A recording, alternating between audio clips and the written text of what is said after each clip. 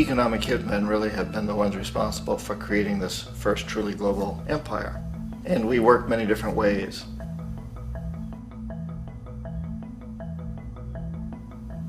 But perhaps the most common is that we will identify a country that has resources our corporations covet, like oil, and then arrange a huge loan to that country from the World Bank or one of its sister organizations.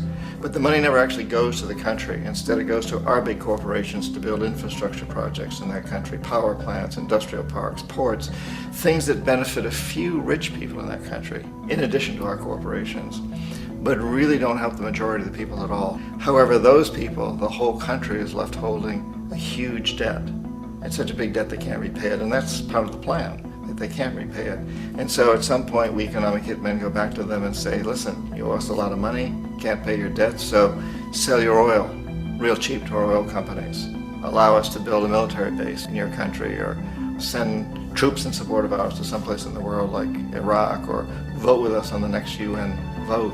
To have their electric utility company privatized and their water and sewage system privatized and sold to U.S. corporations or other multinational corporations. So there was that whole mushrooming thing, and it's so typical of the way the IMF and the World Bank work, that you put a country in debt, it's such a big debt it can't pay it, and then you offer to refinance that debt and pay even more interest. And you demand this quid pro quo, which you call a conditionality or good governance, which means basically that they've got to sell off their resources, including many of their social services, their utility companies, their school systems sometimes, their penal systems, their insurance systems, to foreign corporations. So it's a double, triple, quadruple whammy. The precedent for economic hitmen really began back in the early 50s when democratically elected Mossadegh, who was elected in Iran, he was considered to be the hope for democracy in the Middle East and around the world. He was Time Magazine's Man of the Year. But one of the things that he'd run on and began to implement was the idea that foreign oil companies needed to pay the Iranian people a lot more for the oil that they were taking out of Iran. The Iranian people should benefit from their own oil. Strange policy. We didn't like that, of course. But we were afraid to do what we normally were doing, which was to send in the military. Instead, we sent in one CIA agent, Kermit Roosevelt, Teddy Roosevelt's relative. And Kermit went in with a few $1 million and was very, very effective and efficient. And in a short amount of time, he managed to get Mossadegh overthrown and brought in the Shah of Iran to replace him, who always was favorable to oil. And it was extremely effective. Mobs overflow Tehran. Army officers shout that Mossadegh has surrendered and his regime as virtual dictator of Iran is ended. Pictures of the Shah are paraded through the streets as sentiment reverses. The Shah is welcomed home. So back here in the United States, in Washington, people looked around and said, wow, that was easy and cheap.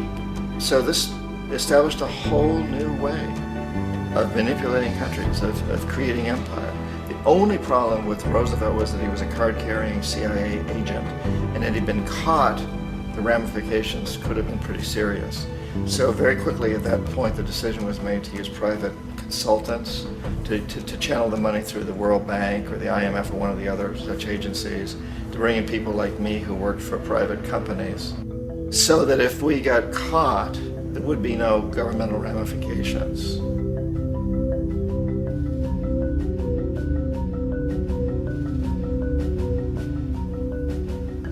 When Arbenz became president of Guatemala, the country was very much under the thumbs of United Fruit Company, the big international corporations. And Arbenz ran on this ticket that says, you know, we want to get the land back to the people.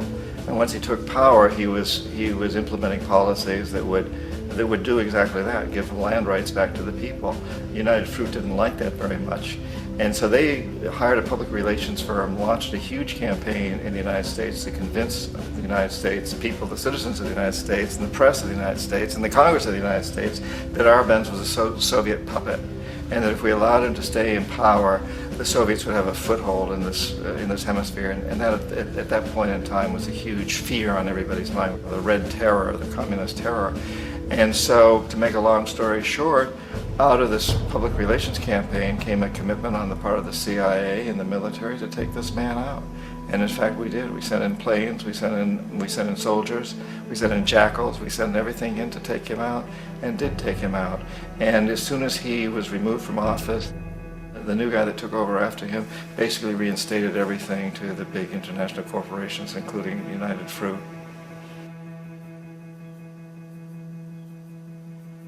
Ecuador for many, many years had been ruled by pro-US dictators, often relatively brutal. Then it was decided that they were going to have a truly democratic election. Jaime Roldos ran for office, and his main goal, he said, as president would be to make sure that Ecuador's resources were used to help the people. And he won, overwhelming, by more votes than anybody had ever won anything in Ecuador. And he began to implement these policies to make sure that the profits from oil went to help the people. Well, we didn't like that in the United States. I was sent down as one of several economic hitmen to change Roldos, to corrupt him, to bring him around, to let him know, okay, you can get very rich, you and your family, if you play our game, but if you continue to try to keep these policies you've promised, you're going to go. He wouldn't listen. He was assassinated.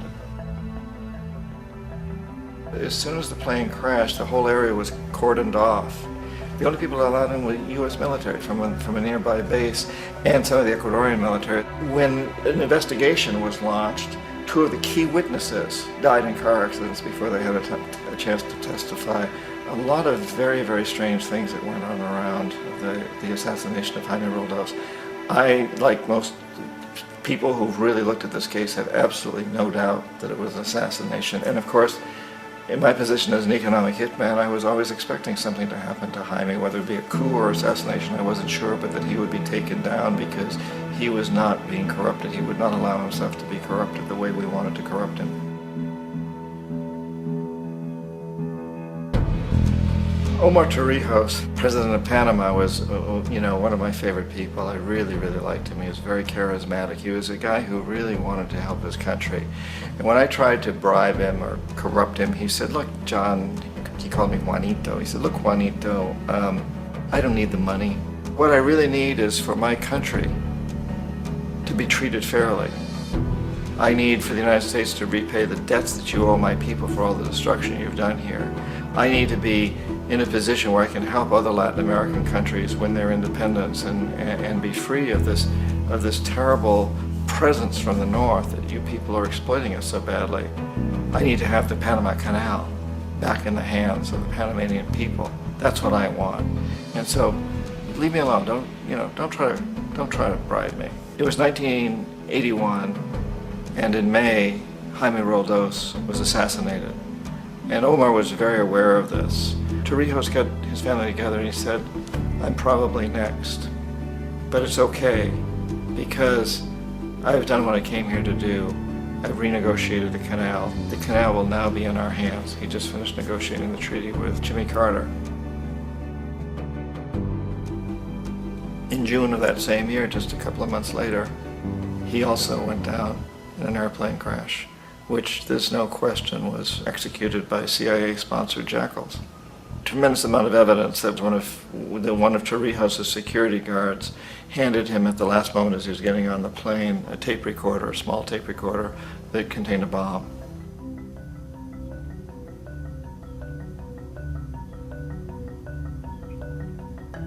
It is interesting to me how this system has continued pretty much the same way for years and years and years, except the economic hitmen have got better and better and better.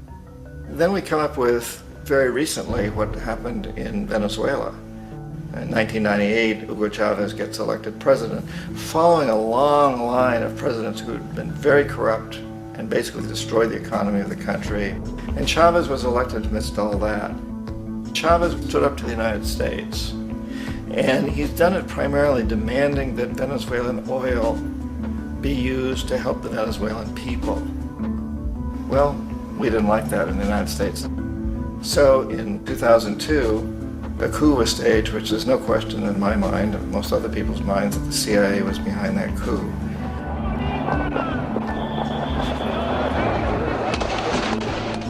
The way that that coup was fomented was very reflective of what Kermit Roosevelt had done in Iran, of paying people to go out into the streets, to riot, to protest, to say this Chavez is very unpopular.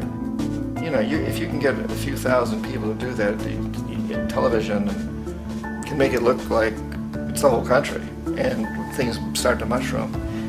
Except in the case of Chavez, he was smart enough, and the people were so strongly behind him that they overcame it, which was a phenomenal moment in the history of Latin America.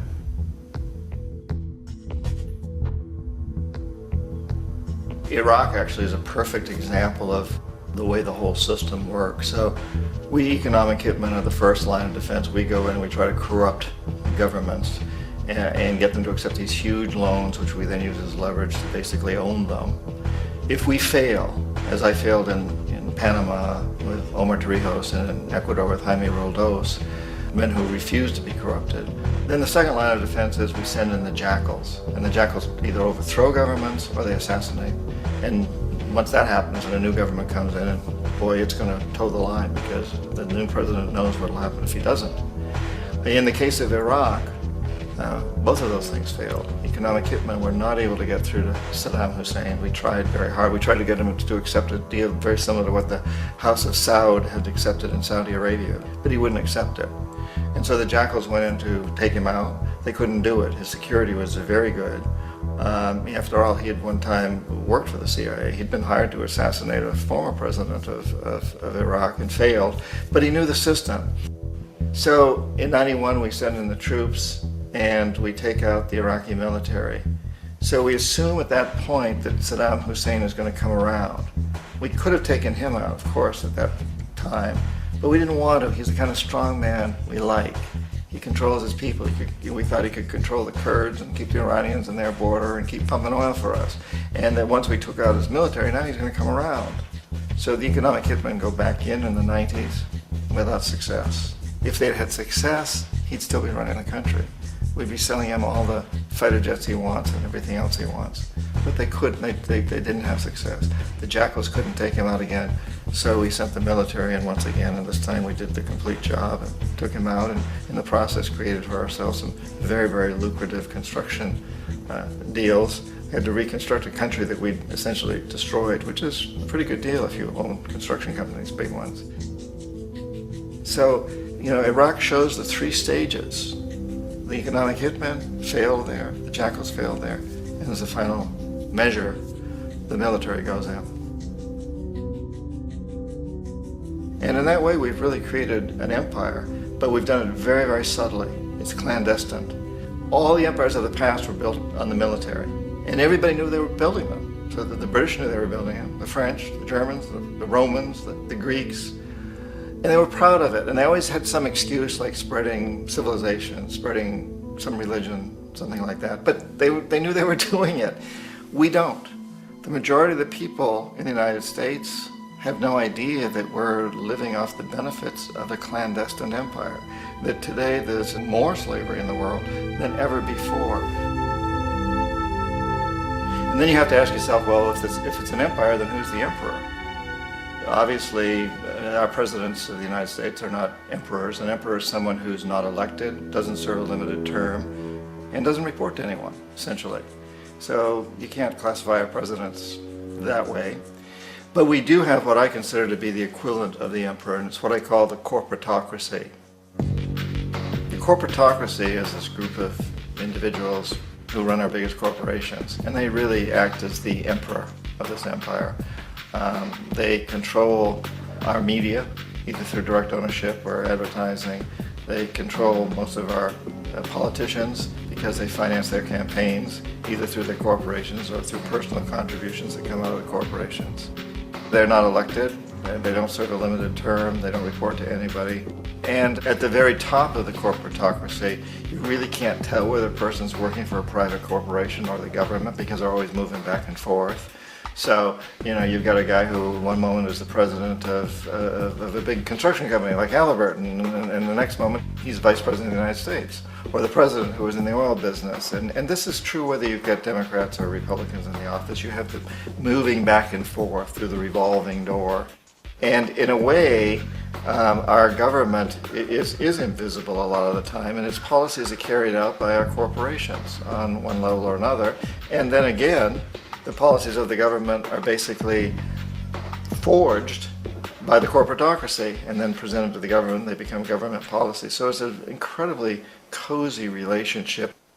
This isn't a conspiracy theory type of thing. These people don't have to get together and plot to do things. They all basically work under one primary assumption, and that is that they must maximize profits regardless of the social and environmental costs.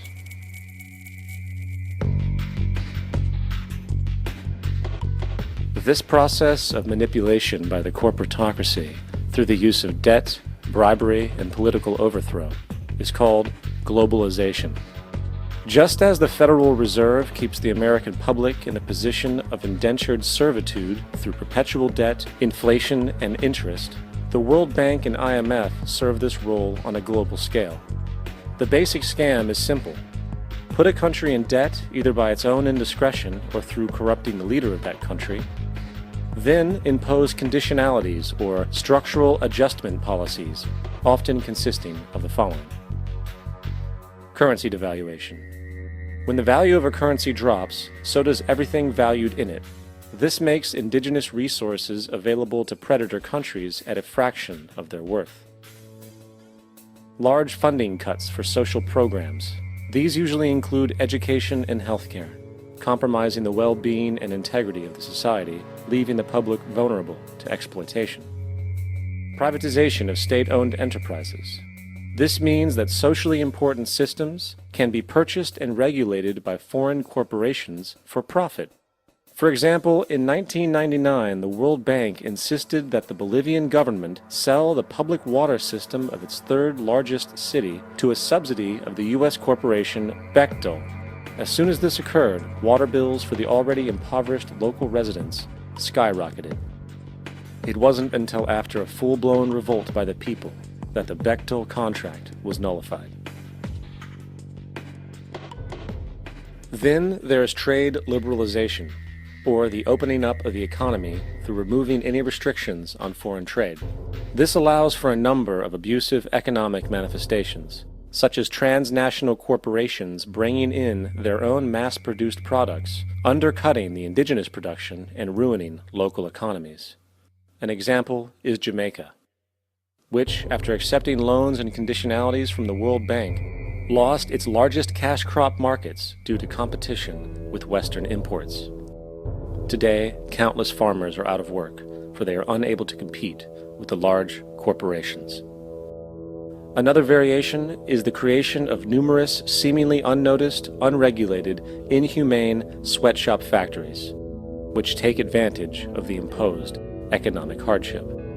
Additionally, due to production deregulation, environmental destruction is perpetual, as a country's resources are often exploited by the indifferent corporations while outputting large amounts of deliberate pollution.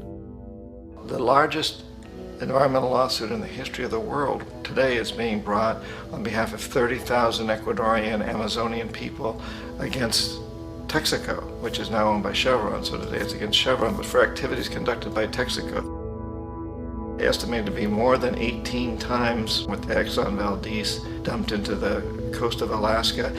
In the case of Ecuador, it wasn't an accident. The oil companies did it intentionally. They knew they were doing it to save money out there rather than arranging for proper disposal. Furthermore, a cursory glance at the performance record of the World Bank reveals that the institution, which publicly claims to help poor countries develop and alleviate poverty, has done nothing but increase poverty and the wealth gap, while corporate profits soar.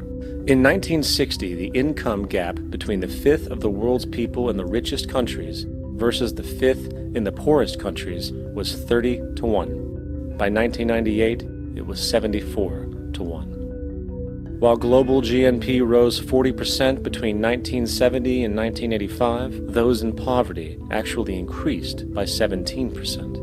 While from 1985 to 2000, those living on less than $1 a day increased by 18%.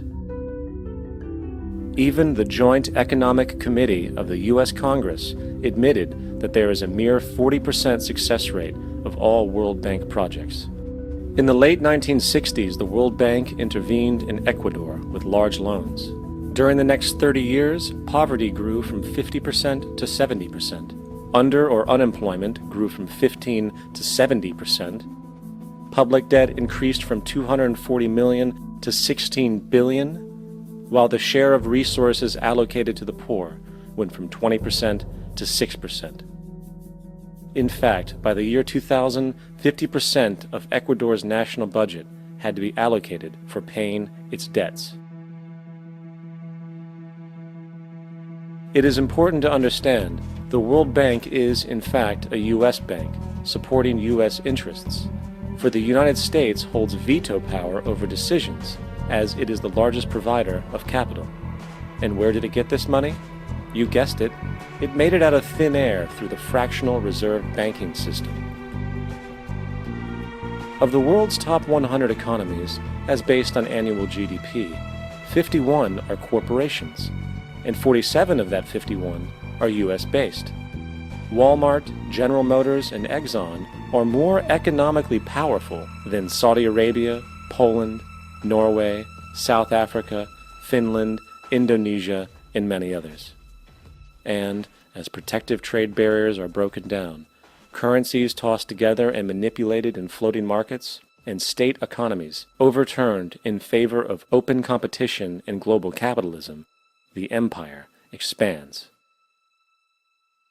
You get up on your little 21-inch screen and howl about America and democracy. There is no America. There is no democracy. There is only IBM and ITT and AT&T and DuPont, Dow, Union Carbide, and Exxon. Those are the nations of the world today. What do you think the Russians talk about in their councils of state? Karl Marx? They get out their linear programming charts, statistical decision theories, Minimax solutions, and compute the price-cost probabilities of their transactions and investments, just like we do. We no longer live in a world of nations and ideologies, Mr. Beale. The world is a college of corporations, inexorably determined by the immutable bylaws of business. The world is a business, Mr. Beale.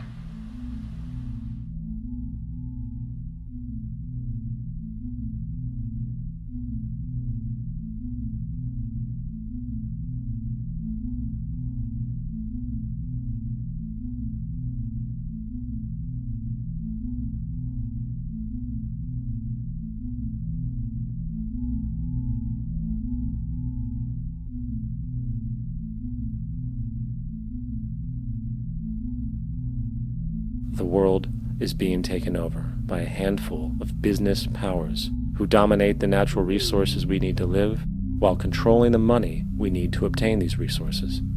The end result will be world monopoly, based not on human life, but financial and corporate power.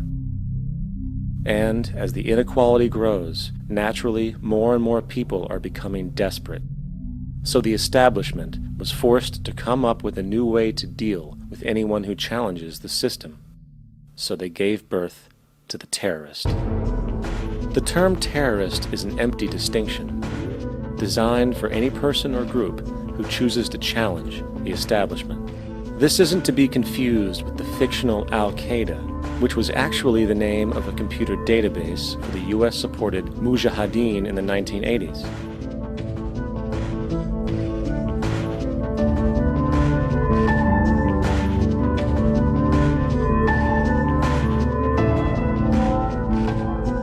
In 2007, the Department of Defense received $161.8 billion for the so-called global war on terrorism. According to the National Counterterrorism Center, in 2004, roughly 2,000 people were killed internationally due to supposed terrorist acts.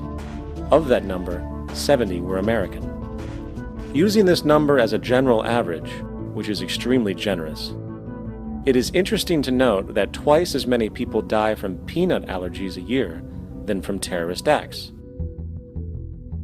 Concurrently, the leading cause of death in America is coronary heart disease, killing roughly 450,000 each year. And in 2007, the government's allocation of funds for research on this issue was about $3 billion.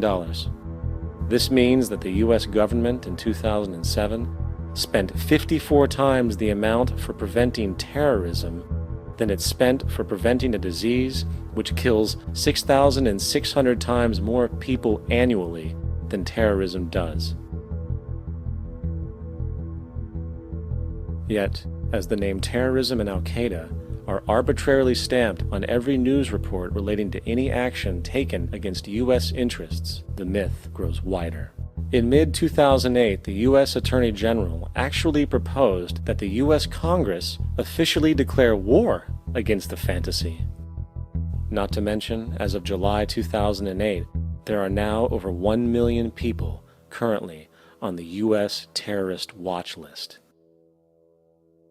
These so-called counterterrorism measures, of course, have nothing to do with social protection, and everything to do with preserving the establishment amongst the growing anti-American sentiment both domestically and internationally, which is legitimately founded on the greed-based corporate empire expansion that is exploiting the world. The true terrorists of our world do not meet at the docks at midnight or scream Allah Akbar before some violent action. The true terrorists of our world wear $5,000 suits and work in the highest positions of finance, government, and business. So, what do we do? How do we stop a system of greed and corruption that has so much power and momentum?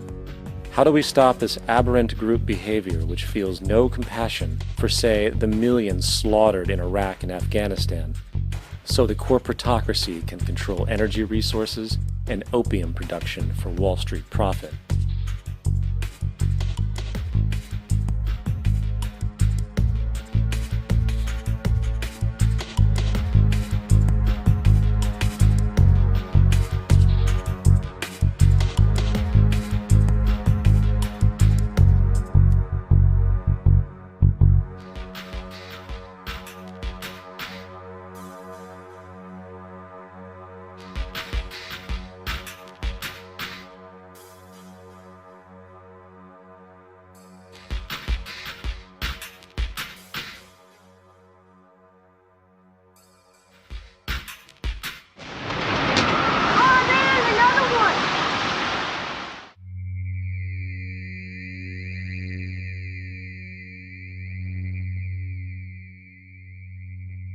How do we stop a system of greed and corruption that condemns poor populations to sweatshop slavery for the benefit of Madison Avenue? Or that engineers false flag terror attacks for the sake of manipulation? Or that generates built-in modes of social operation which are inherently exploitative? Or that systematically reduces civil liberties and violates human rights in order to protect itself from its own shortcomings? How do we deal with the numerous covert institutions, such as the Council on Foreign Relations, the Trilateral Commission, and the Bilderberg Group, and other undemocratically elected groups which, behind closed doors, collude to control the political, financial, social, and environmental elements of our lives? In order to find the answer, we must first find the true underlying cause. For the fact is, the selfish, corrupt, power, and profit-based groups are not the true source of the problem. They are symptoms.